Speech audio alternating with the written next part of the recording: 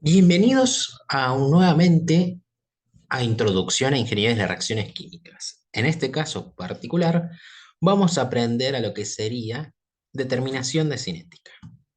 Nosotros sabemos y hemos practicado a lo largo de este tiempo que una vez planteado nuestro problema y teniendo en cuenta la velocidad de reacción, si la reacción es elemental o no, y los datos de, por ejemplo, el factor pre-Arrhenius y la energía de activación, podía expresar mi constante de velocidad K, o la velocidad de reacción específica. Dicha constante K nos ayudaba a definir la velocidad de reacción misma, los moles generados o consumidos por unidad de tiempo y por unidad de volumen, para luego aplicarla correctamente y modelarla para cada uno de mis componentes. Lo que debo tener en cuenta es que en dichos procedimientos, siempre lo que teníamos a mano era dicho dato de la ley de la velocidad. Y teniendo en cuenta si era un proceso térmico, isotérmico o no, podía establecer de manera completa todas mis ecuaciones de diseño para un reactor PBR o para un reactor PFR o un reactor de tanque agitado. Y de esa manera, una vez modelado mis ecuaciones de diseño de manera correcta y completa, teniendo en cuenta la estequiometría de la reacción, voy a determinar todas las condiciones de reacción de mi proceso, ya sea determinar el volumen del reactor mismo, la conversión generada, el flujo molar de los reactivos, si es que llego a cumplir con mi producción anual, cuántas operaciones, ya sea estilo batch, realizo, y si justamente la reacción tenía un perfil endotérmico o exotérmico. Todo esto nació gracias a que tenía lo que sería el esquema o modelo cinético de mi reacción planteada. Ahora, nos vamos a centrar en el caso donde desde el diseño obtendré los datos de la cinética, dado que para ese entonces no tendría lo que sería la expresión misma de la velocidad de reacción. En ese caso, para determinar justamente lo que sería la medida cinética de la reacción, lo que se realiza un experimento que brinde los datos suficientes de la velocidad de reacción para obtener así la medida de velocidad de reacción específica. Generalmente estos experimentos se realizan en función del tiempo.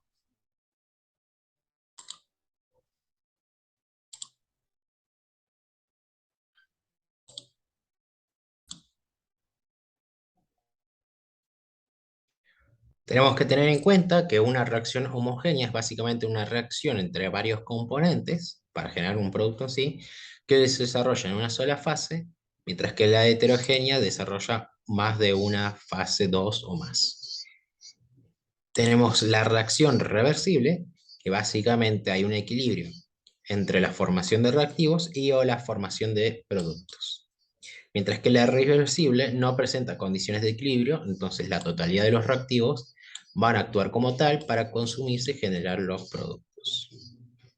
Ahí hemos tenido en cuenta la forma de expresar la velocidad de reacción, dependiendo del modelo que tengamos enfrente, dado nuestro problema, para expresarla de manera correcta lo que sería, según la estequiometría, la velocidad de reacción del componente A, B, C y D.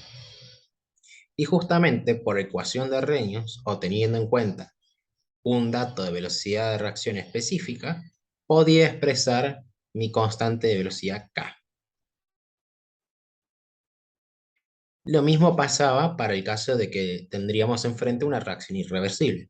Dependiendo de cómo era la estequiometría de los datos brindados, podría establecer la velocidad de reacción directa y la velocidad de reacción inversa para así definir la velocidad de reacción neta que se va a acoplar a cada uno de los componentes. Esa constante de equilibrio brindada por una reacción reversible podía desglosarse a partir de lo que sería la energía libre, del cambio de energía libre de Gibbs. Y teniendo en cuenta dicha medida correspondiente a la reacción misma, también podía tener en cuenta un dato previo de la constante de equilibrio a cierta temperatura de referencia para expresar mi constante de equilibrio en función de la temperatura. Aquí vemos rápidamente lo que serían las reacciones múltiples, que pueden ser en serie, donde un reactivo se consume para formar un producto intermedio, y este producto intermedio se consume para generar el producto final.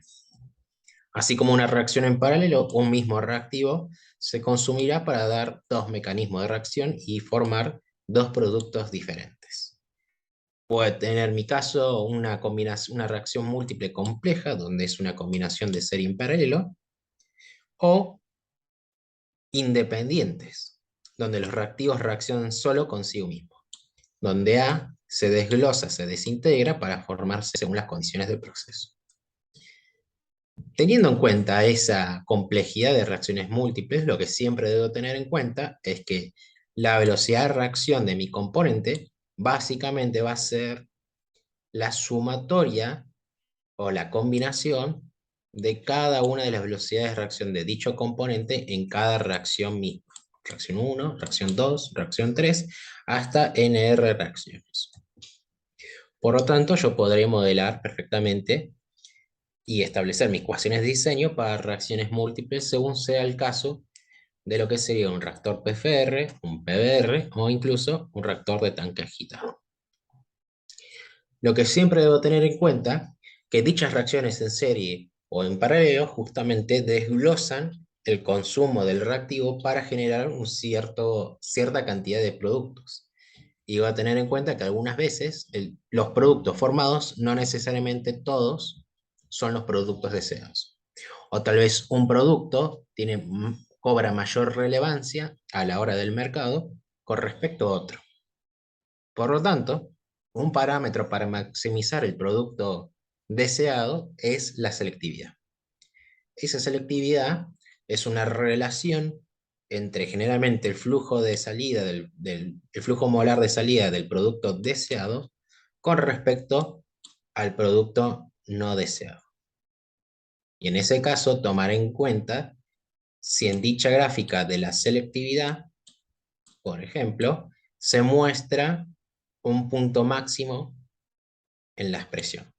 Y en dicho punto máximo es donde se desarrolla mayor selectividad, es donde hay mayor flujo del producto deseado por sobre el no deseado. Vemos un poco de los pequeños casos, teniendo en cuenta reacciones en paralelo más que otra cosa, y nos vamos al plato principal, que es la determinación de la cinética.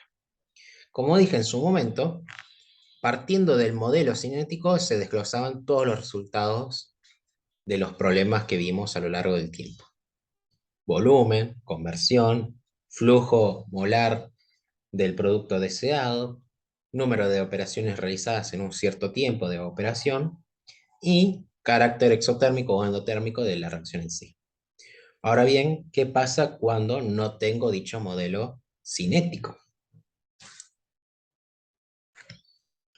Lo que debo hacer es una observación y una determinación experimental empleando lo que sería un reactor intermitente.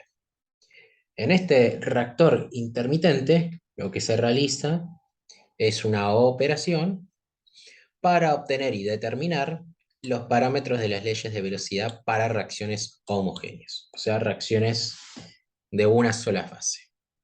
Generalmente, las reacciones homogéneas se realizan dentro de lo que sería un reactor de tanque agitado, o mejor dicho, un reactor tipo batch, un reactor por lotes, un reactor discontinuo. De esa manera, podría obtener la medida del orden de reacción y la constante de velocidad K. Siempre teniendo en cuenta que para determinar dichas medidas de orden de reacción y constante de velocidad, tendré que realizar justamente el experimento, ir censando poco a poco, en ciertos intervalos de tiempo, la medida de la concentración de una especie. Puede ser la medida de la concentración del reactivo como la medida de la concentración del producto. Una vez obtenida esa cantidad de datos, la cantidad de datos suficientes, lo que aplico es una regresión no lineal. Este método es un método de ajuste que define de manera correcta y exacta los parámetros de n y el parámetro de k, de tal manera que la suma de los cuadrados de las diferencias entre el valor censado y el valor calculado sean las mínimas posibles. Si esa suma de los cuadrados es la mínima posible, significa que el método ha ajustado con la menor cantidad de error posible. Y como dije, esta regresión lineal para obtener dichos parámetros se realizan siempre teniendo en cuenta una gráfica de la concentración con respecto al tiempo. ¿Por qué exactamente la concentración con respecto al tiempo? Porque debo tener en cuenta que, por ejemplo, para el reactor tipo batch,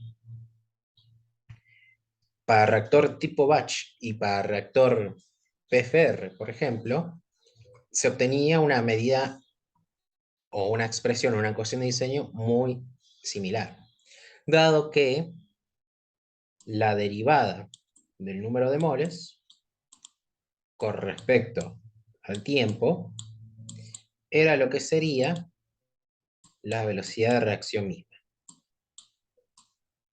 por la medida del volumen. Entonces, si yo despejo el volumen del mismo, obtendría lo que sería diferencial del número de moles sobre volumen, lo cual es análogo a decir el diferencial de la concentración con respecto al tiempo.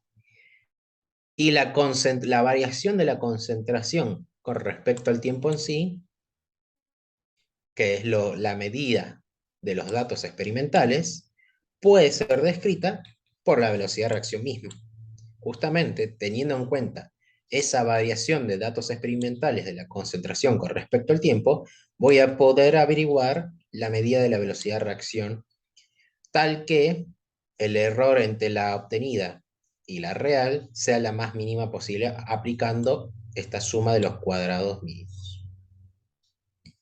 Lo mismo para un reactor PFR. Para un reactor PFR habíamos visto que la variación del flujo molar del componente I con respecto al volumen era igual a la velocidad de reacción. A su vez, flujo molar es básicamente caudal volumétrico por concentración. Despejo la medida del caudal volumétrico, del numerador pasa dividiendo el denominador, me quedará la variación de volumen con respecto al caudal, que es análogo a decir la variación del tiempo espacial. Por lo tanto, obtendré un resultado muy similar entre sí, donde básicamente, como dijimos anteriormente, los múltiples puntos y datos obtenidos de la concentración con respecto al tiempo me ayudan a describir la velocidad de reacción. Dicha velocidad de reacción justamente es un parámetro que contiene el factor K, la constante de reacción, y lo que tendría también es el orden de reacción N. Por lo tanto, con la medida del R obtenida, podré obtener la medida de K y N. Si la velocidad depende de un solo reactivo, con los datos experimentales defino una denominada función objetivo. Esa función tiene como objetivo justamente expresarse como lo que sería el cuadrado de las diferencias entre los valores medidos y los valores calculados, donde dicha función objetivo es la que voy a reducir para que el error expresado u obtenido sea el mínimo posible. Justamente, una vez desglosado y obtenido mi matriz de información de las concentraciones experimentales, voy a establecer la correcta medida de la concentración de dicha especie calculada, aplicándola a lo que sería la función objetivo, con tal de expresar mi función minimize. Minimize lo que hace es toma en cuenta dicha función objetivo para minimizar el error de estas dos diferencias y obtener las medidas o los datos que yo deseo, K y n respectivamente. Y en este caso particular, el que se muestra en la figura, la constante K tendrá un valor de 0,09, casi 0,1, mientras que n tendrá un valor de 0,9, o sea, básicamente 1. Por lo tanto, para estos datos, básicamente R la puedo expresar como si fuera 0,1 por la concentración de A elevado a la 1. Ahora nos iremos a la parte práctica.